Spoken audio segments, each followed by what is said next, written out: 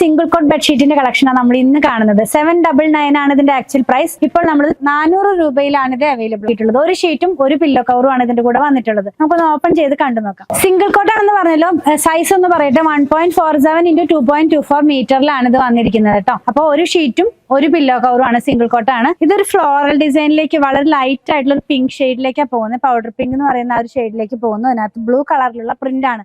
ഈ സെയിം പാറ്റേണിൽ ഇതിന്റെ പില്ലോ കവർ ആണ്. സെയിം പാറ്റേണിൽ ബെഡ്ഷീറ്റ് വരുന്നു.